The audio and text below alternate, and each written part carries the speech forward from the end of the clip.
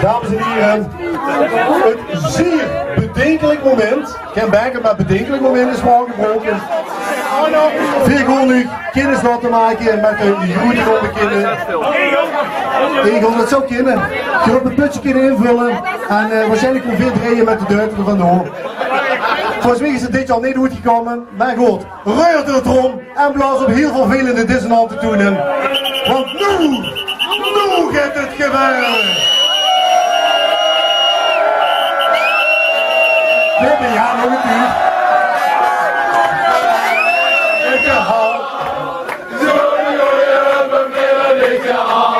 Prins Tuut ten eerste. Spijt u het. Hij komt nog. Dames en heren, de groeten onbekende van de Asperge Peoples is...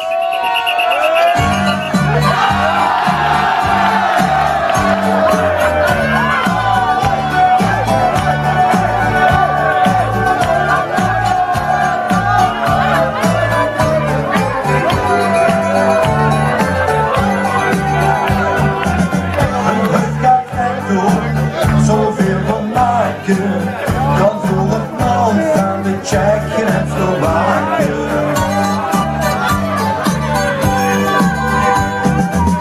De horeca stopte, als zij de stranden en via de kwijtspunt moet de wagen honden.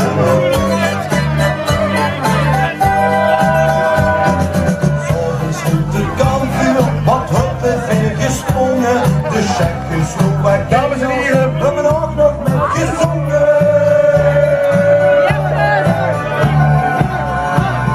Wat is het leven schoen? Je spielt het voor hemels doen. Kan voor Tsjechen, Slowaken. alle tijden van te verteren. Maak ik heel even uw aandacht. Kan voor Tsjechen, Slowaken. De mens die weer bereid te gevonden, veel te groot.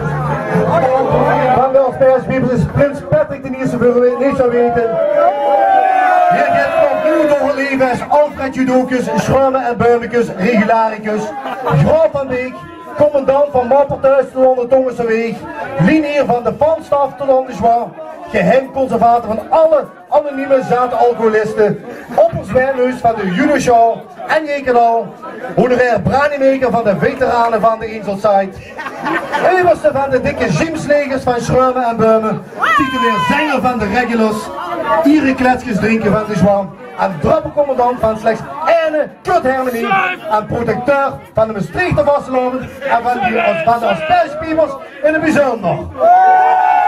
Hyper de piep! Hyper de piep! Hyper de piep! Maar goed, dan het zien we nog niet. Toch kun je goed vlugheid. We gaan eerst natuurlijk de eed afleggen op het vriendschap. Pak het volgende aanbreken erbij.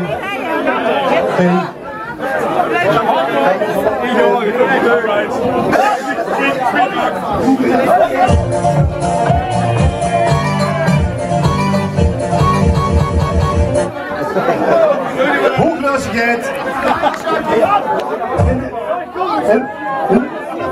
En is openbaar proclamatie wil ik hooglassigheid vragen. Dit is de benoemingsproclamatie. Dit is plezier u te melden tot voor dit jaar weer.